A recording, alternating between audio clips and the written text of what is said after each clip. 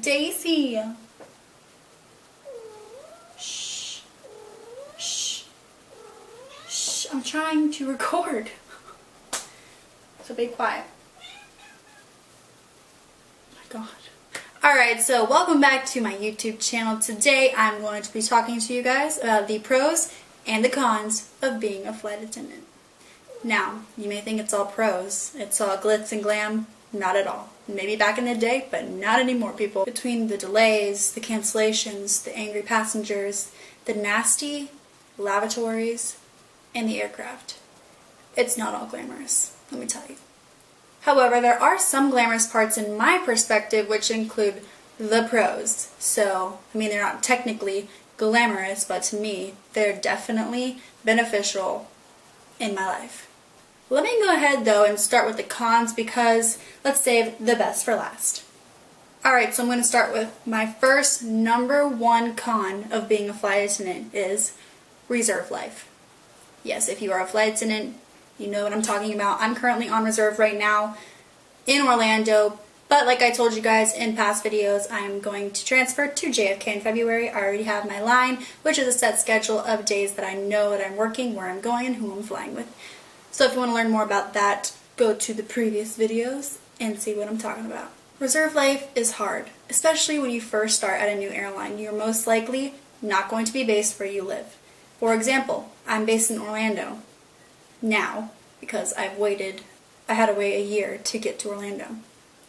But when I first started with my second company, I was based in my second to last choice, which was Boston. So I had to be based in Boston, and I did not have a line. So I was on reserve in Boston for 7 months, which is the hardest thing I've ever had to go through because it just emotionally drains you, and you have to live in a crash pad with a bunch of random people. I shared a room with 5 other people. I had to be in the crash pad while I was on reserve because you don't know if you're going to get called or not. You're on 10-hour reserve shifts a day. So, for example, I would commute to Boston and then I would sit on reserve in my crash pad not knowing if I'm working or not. So, you're away from home not knowing if you're going to work or not. It kind of feels pointless. It's very depressing at first. Oh my gosh, you guys, like I wanted to quit so many times. I cried so many times just because I missed my family and my friends and my boyfriend. You will get through it. You will eventually get that line. You'll eventually get the transfer to the base that you want to be at, and everything will be okay, and it's all worth it in the end. I promise. One time it really sucked though was I was on a 6-day block, so I was in Boston for 6 days, and I did not get called one of those days until day 6. I was calling them to try to get cruise services to release me so that I could go catch a flight back to Orlando. And they wouldn't release me. Instead, they assigned me a turn. So I wasn't even laying over anywhere. It was my last day. I did a late turn, came back and had to sleep at the airport to catch the morning flight on my day off because there were no more flights to Orlando by the time I got off work that day. So I was extremely mad. But you know what? You live and you learn and you get through it. So if I can get through it, anybody can get through it. You can get through it. And I promise it will pay off in the end. Number 2, you will definitely get a pay cut once you start becoming a flight attendant. Go through training. Some trainings don't even pay you. Mine did, thankfully. Not a lot, I might add. But it was nice of them to pay us during training because you don't know if you're going to pass or not. But once you do start in the airline industry, you are going to be on reserve, like I just said. And it's not the best pay. Let me tell you. I've been here almost 2 years now in May, and man, we had a lot of raises, so I'm very, very thankful for that. If I still had the same hourly pay that I did when I started flying for this company, then your girl would be really broke. Keep that in mind when you are transitioning into becoming a flight attendant because you will take, I promise you, you're not going to expect this pay cut because it is ungodly low. Thankfully, when I was starting out, I was living with my parents, so I wasn't struggling as much as my other classmates were because they had to pay for their rent. You know, some of them had kids. I didn't, you know, I don't have kids, and I was living at my parents' at the time. So very thankful for you, Mom, Dad. Thanks for supporting a girl at OU. Give you some free flights that you never take. Yeah. Number 3 con about being a flight attendant is commuting to base. Now, if you're like me right now and you live in Orlando and you're based in Orlando, you don't have to commute. You just drive 10 minutes to the airport. But I'm on reserve and I don't want to be on reserve anymore, so I'm going to have to commute to JFK. It's not as bad as it sounds, but it is very stressful at times, especially if there is weather, cancellations, delays. You want to make sure you're the first to check in so you can get a jump seat if anything.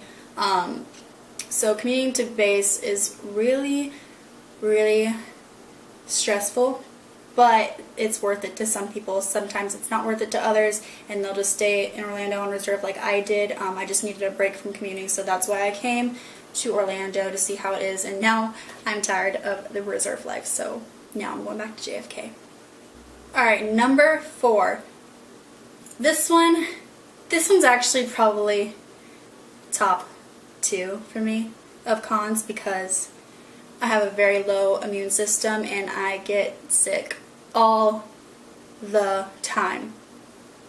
And being in the plane with 100 to 200 people is not good for me. There's so many germs and bacteria and grossness, and let me tell you, we don't clean these planes like you guys think we do. It's disgusting. So next time you want to eat off your tray table, don't, because I see it and it makes me want to puke. People putting Cheerios on a tray table and then feeding them to their child. It's just like, I don't care if you brought wipes for that tray table. Please don't put food on the tray table. It's disgusting. Besides that, yes, I just get sick all the time. I also have I have asthma, allergies, a thyroid issue, so I get sick regardless, and like just being in an aircraft multiplies that. So I always have to make sure I am using hand sanitizer, washing my hands, wearing gloves, and all that jazz, and just try to not get up close and personal with the passengers when they're talking to me, you know. Keep a safe distance away. Don't let them breathe or sneeze on you, because it is disgusting and it's happened before. And I also get sick from other flight attendants because they don't want to call out and lose their hours, and I'm working with somebody that's sick. Oh, I hate that so much, especially if they're like super, super sick. Please don't come to work if you're super sick, because then you're going to get me sick, and I don't like being sick. I get sick all the time. I think we're on number 5. Number 5, your sleep schedule will never be the same. Even if you think it's going to be the same, because you got that seniority where you're doing turns every day, you're going to be home by 6 o'clock at night, eat your dinner, work out, go to bed, you got a set schedule. Do not count on that, because you never know what's going to happen. You could get delayed, canceled, there could be a mechanical problem. Something's going to happen. Something always happens, and you're going to get home at 1 o'clock in the morning. So last week I worked a red eye, and that really threw me off. It took me like 2 days to recuperate from that red eye, because my body is just not used to it. And it's not healthy when your body is just thrown into this stay awake for 30-hour scenario, because you don't know if you're going to get called for that red eye. How can you prepare? Your body's used to waking up, or my body's used to waking up at 7:30 to 8 o'clock in the morning and then going to bed around 9 or 10, because I'm a grandma and that's just what I do nowadays. Do not count on your sleeping pattern to stay the same, because let me tell you, it doesn't. I promise you, your sleeping pattern will never be the same again. You'll have super early report times where you have to be downstairs to catch the van at like 4:30 in the morning. I know, it's god awful. And then sometimes your report time will be at 9 o'clock at night, because you have to red-eye transcon back to JFK. And then catch your commute home, that 6 a.m. flight back to Orlando, so you're just up. You gotta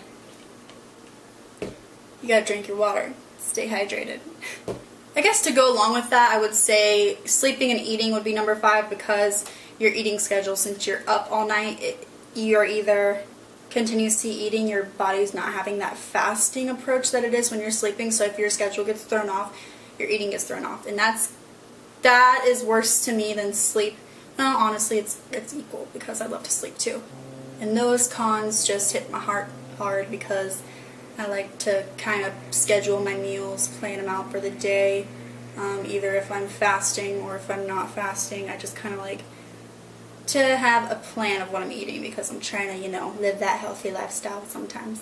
And number 6 for cons of becoming a flight attendant, missing your friends and family. Like I said earlier, when you're on reserve, you're going to be stuck in wherever you're based in a crash pad with strangers that you don't know. Could be over holidays, it could be over weekends, and you're usually used to seeing all of these people and your loved ones. So it does take a toll, but please stick with it. As a flight attendant, your schedule gets a lot flexible as you go on, and you can have like so many days off and still get paid what you need to get paid by working whatever hours you need to. So yeah, at first it really does suck. I spent Christmas Eve sleeping in an airport once in Boston, and then the next morning I came home for Christmas, which I actually wasn't even supposed to have off, but somehow by a miracle of Jesus I got it off, so I was very happy. But I missed out on a lot of family Christmas parties and gatherings, and at the time you're like, okay, well I know I'm gonna be home tomorrow, but still, like, I know everybody is playing games and eating great food without me, and it's just kind of sad. So be nice to your flight attendants on the holidays, because we don't get to be with our families as much as you do. Alright, so be kind to us, please. Alright, now I'm going to move into the fun part, which is the pros of becoming a flight attendant. So my number one pro of being a flight attendant is that we can travel for free, and we have awesome benefits. We have health insurance and health benefits, and it's just a great time in the benefit section of my job.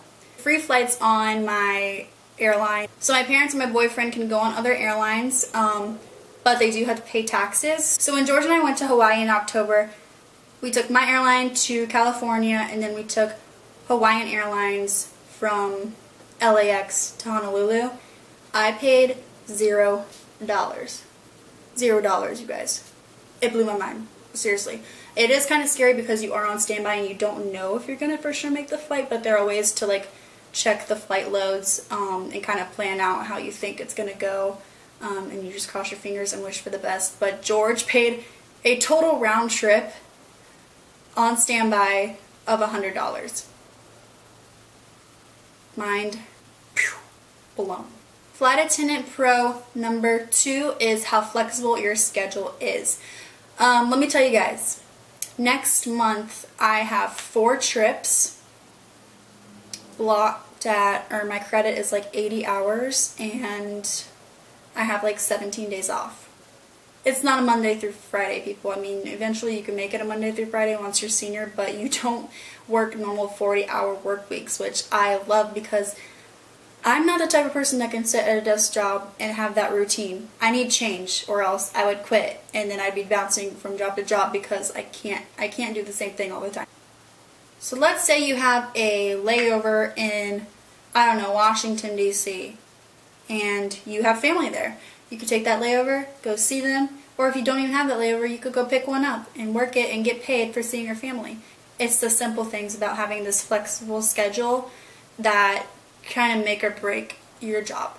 My ideal amount of monthly hours would be 90 with like 17 days off. That's because I'm just picky like that. But yes, the flexible schedule is everything. I couldn't do it if it was a 9-to-5 office job. That's just not me. Couldn't do it. Number 3, pro, you can live anywhere you want. So if me and George want to up and leave and go move to North Carolina tomorrow, we could do that. Well, he'd have to find another job, but I could do that. I could go and commute out of Raleigh. I could go to Texas and commute out of Austin to JFK or Boston.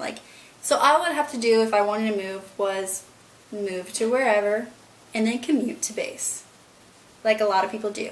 I would say probably 75% of flight attendants commute to their base, maybe even more. This is just a guess.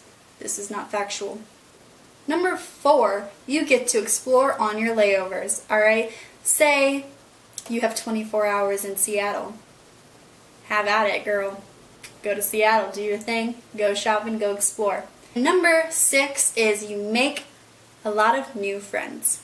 because you're constantly working with different people. If you don't work with the same people all the time, especially when you're based in JFK, where I'm going to be in February. Hundreds of flight attendants and this base. I mean, we have our own terminal. It is enormous. Orlando here, everybody kind of knows each other. Like, I see the same reserves over and over again because it's a smaller, more senior base, and that's why I don't have a line there. We have layovers. Sometimes people want to hang out, sometimes people don't, but if they do, great. You guys can like form a friendship, or you know, go out and hang out and go explore together, and that's how you make new friends. You can buddy bid. My friend Megan and I tried buddy bid for February, but it didn't work out, so we're going to try again in March, so we'll see. But yeah, you never know who you're going to meet, and it's honestly just really fun making new friends along the way, and yeah. Alright guys, so that is it for this flight attendant pros and cons video. I hope it helped you guys out. If you guys have any questions, do not hesitate to comment in the description box below. So I wanted to ask and see if you guys were interested in a series that I'd like to call Fit to Fly. You get it? Fit to Fly? No? Alright. This series would be like basically me having a layover somewhere and showing you guys what I do in a hotel gym, because we all know that not all hotel gyms are great. Some of them are horrible and they're scary and they stink. And there's always that one guy taking up the whole dumbbell section and you don't know what to do. So let me know if that would be a great series for me to do for you guys, if you guys are interested. If not, I'll probably still do it because, you know, I want to. Well guys, I hope you enjoyed this video. If you did, please make sure to give it a thumbs up and don't forget to subscribe. What else was I going to say? If you guys actually want the Fit to Fly series, please tell me, or like this video so I can do that for y'all. And I'm basically about to have like 2 weeks off in a couple of days, so I'm not going to be doing anything. So if you have any ideas for any more sit down videos, I can do that for you guys. Alright guys, hope you have a great day. See you next time. Stay hydrated.